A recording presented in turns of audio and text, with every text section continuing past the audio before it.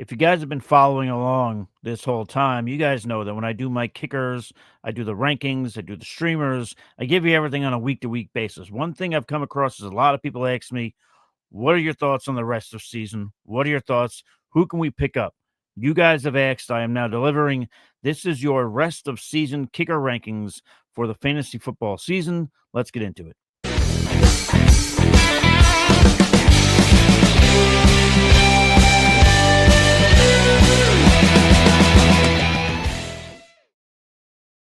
All right. What's going on, folks? My name is Michael Hoff. You can feel free to follow me on X at the FF Realist, but most importantly, this is the Face Off Sports Network, and like I already said, I am giving you the rest of season kicker rankings for the fantasy football season. I will tell you guys, if you're interested in week 9, you can go into our archive. I already have the streamers and the rankings out for that.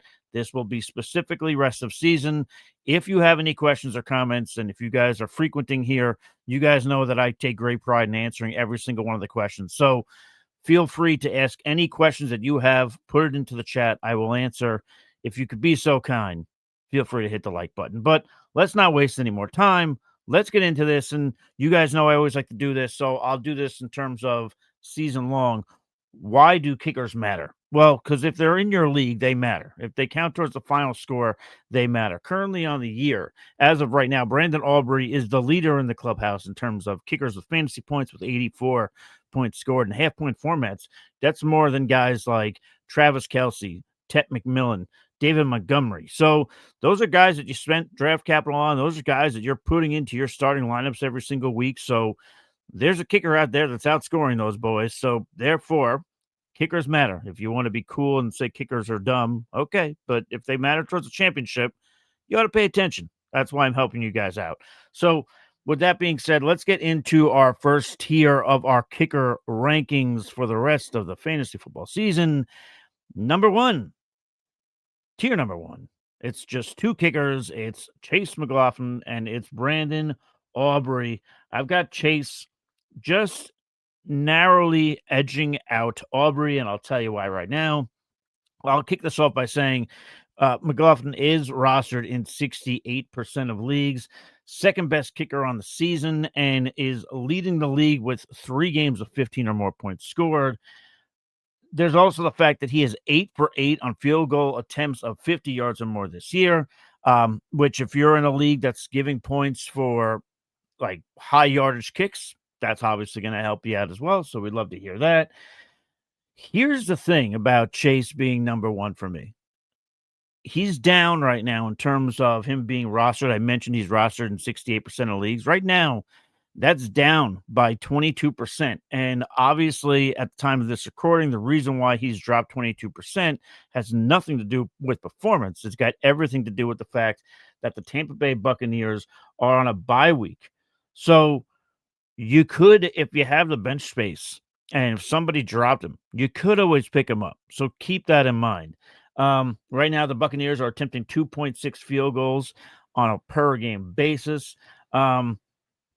Between everything going on with the extra points and whatever else, you're looking at an average of about 10.4 points. So and this is what really I like in terms of Chase over Aubrey is the fact that Chase McLaughlin has the 8th easiest schedule for kickers the rest of the season. So love to hear that. So it's a tier of just 2 players in tier number 1. It's Chase McLaughlin, and then yes, the mainstay, the powerhouse, if you will, Mr. Brandon Aubrey of the Dallas Cowboys.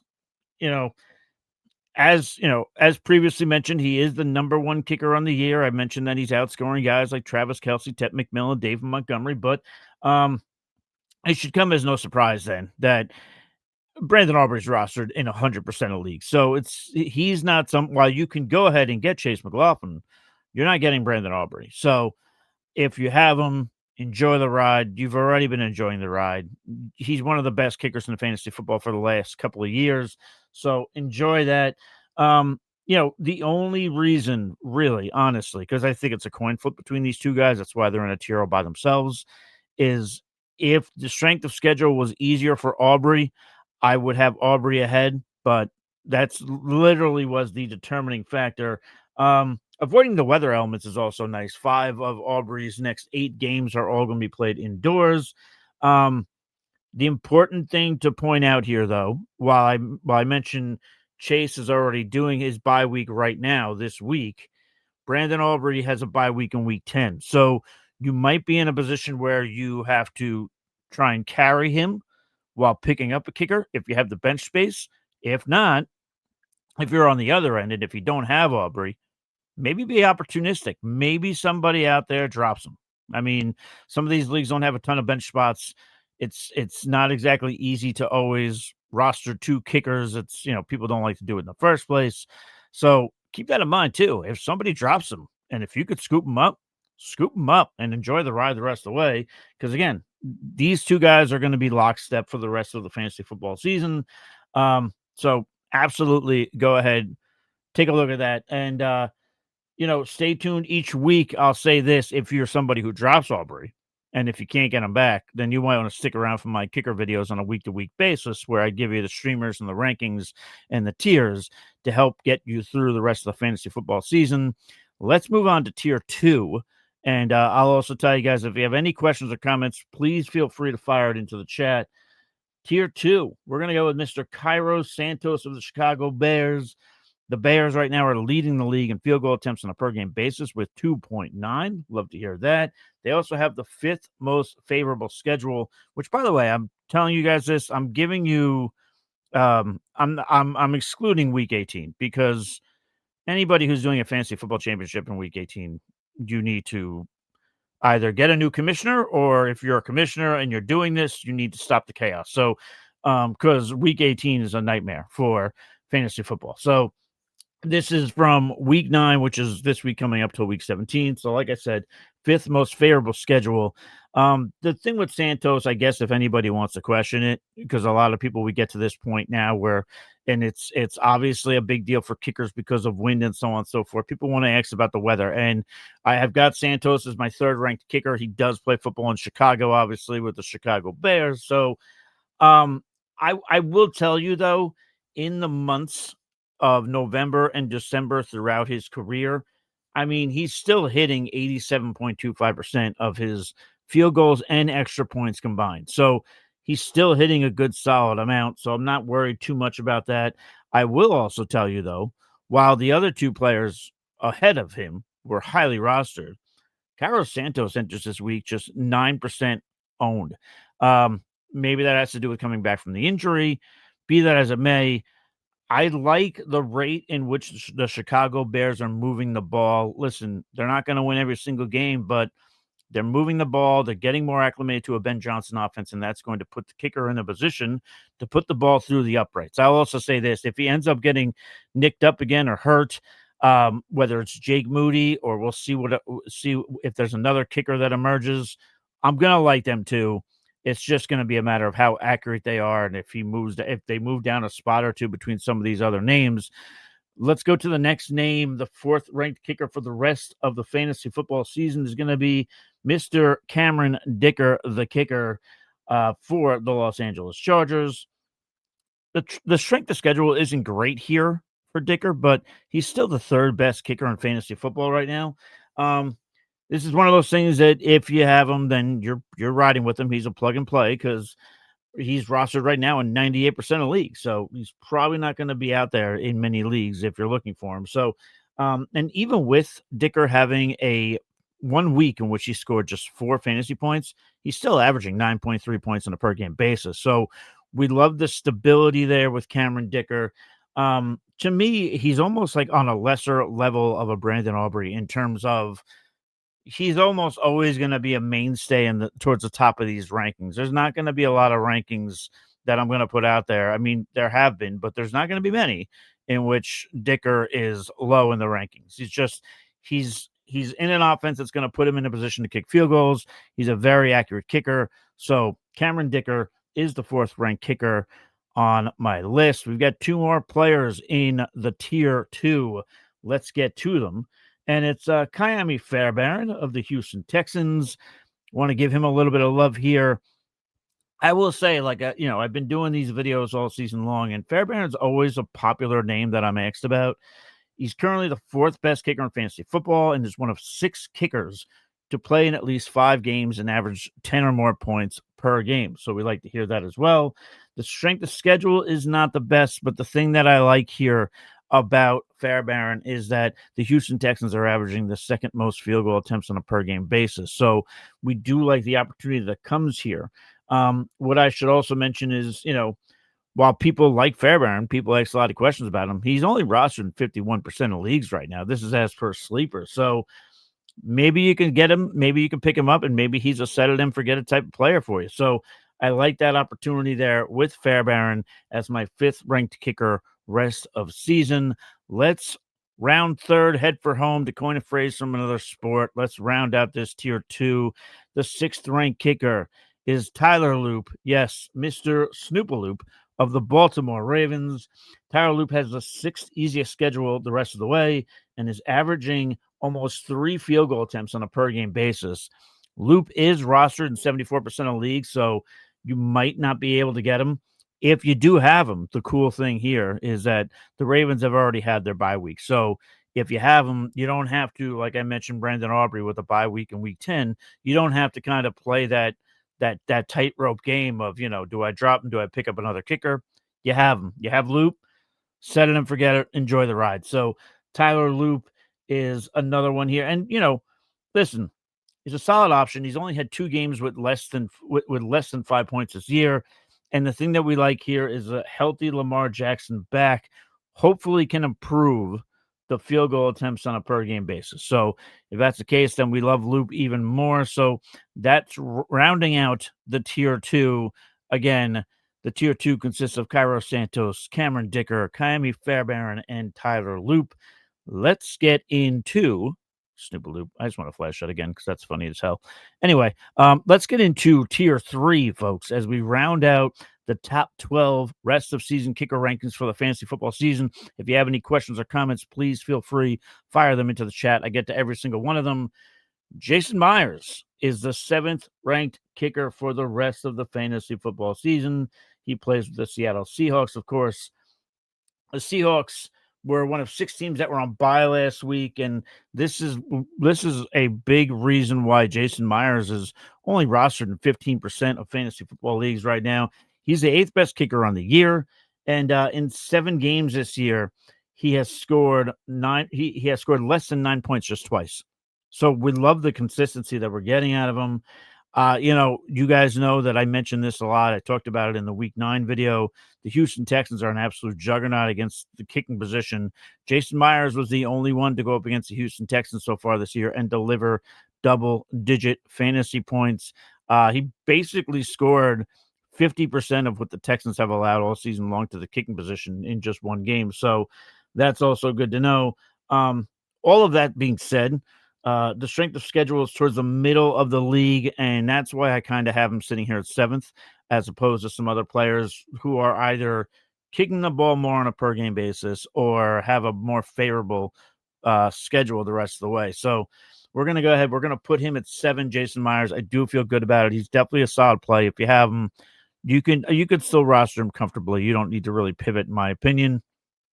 Next up is going to be Eddie Money, Mr. Eddie Pinheiro.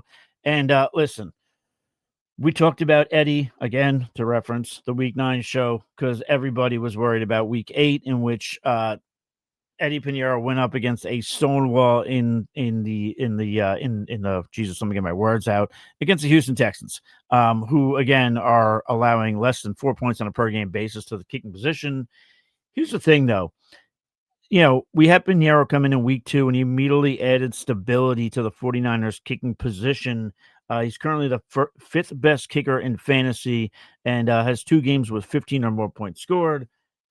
What is worth noting is that following that game for Eddie Pinheiro last week, his ownership did drop by 3%. So right now he is sitting at 69%. So if you have him out there, if somebody in your league panicked, didn't like the return, and dropped him for somebody else, take advantage of that. Go ahead, pick him up. I did also mention, by the way, he is going up against the New York Giants. I mentioned that in the week 9 video. I do love him in that matchup. The Giants are allowing the 5th most points to the kicking position in fantasy football. So Eddie Pinheiro, do not panic about week 8. Do not panic about rest of season. He's going to be great. Just continue to plug away and enjoy the ride. The last kicker, number 9 in tier 3, is going to be Mr. Chris Boswell of the Pittsburgh Steelers, coming off his best game of the season last week. I like him to continue on that trend the rest of the way.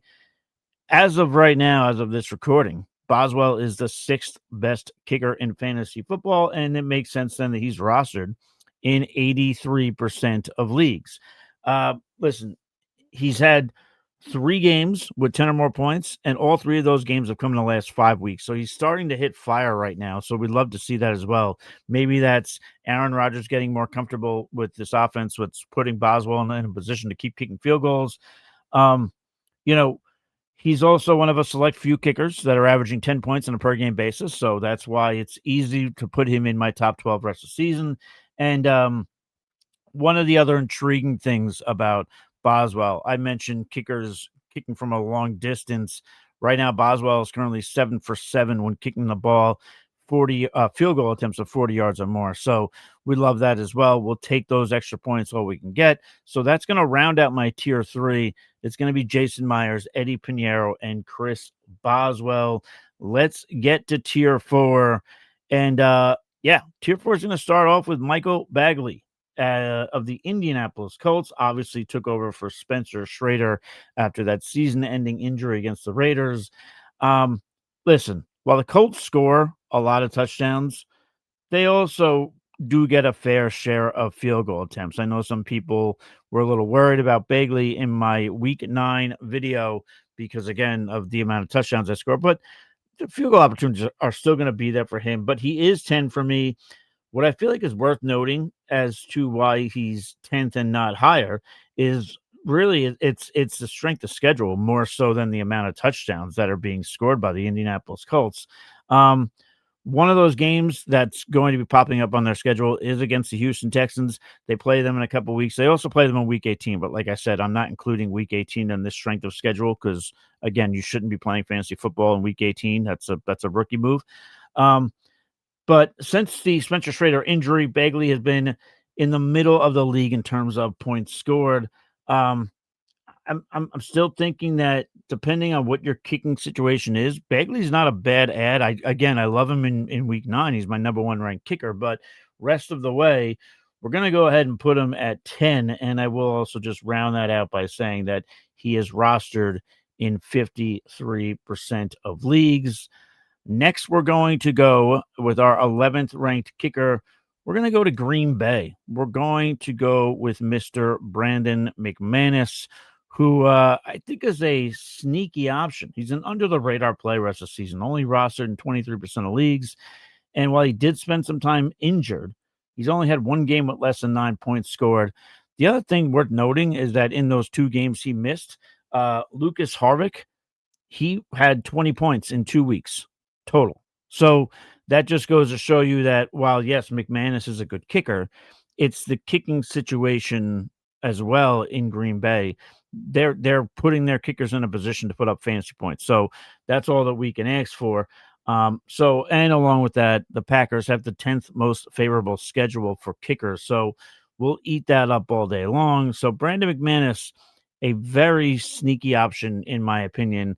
Probably somebody who's going to pop up in some of my streamer videos.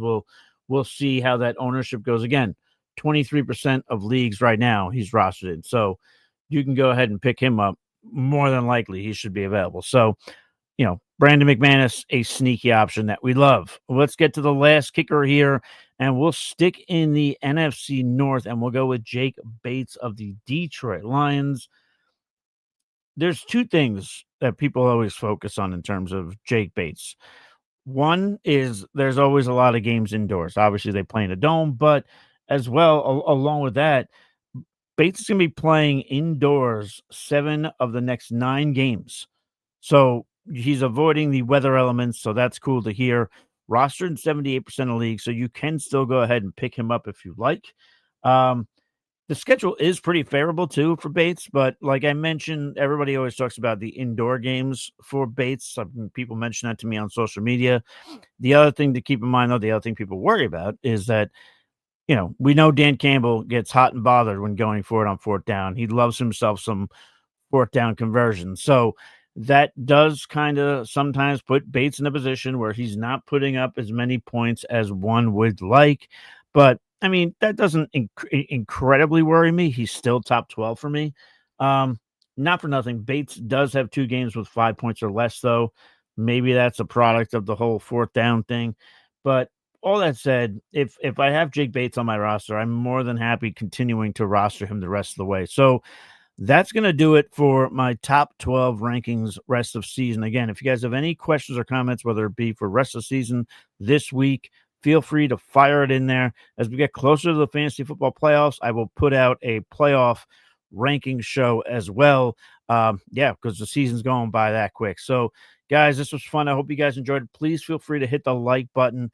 Until next time, stay thirsty, be kind to one another. We'll catch you on the flip side. Cheers.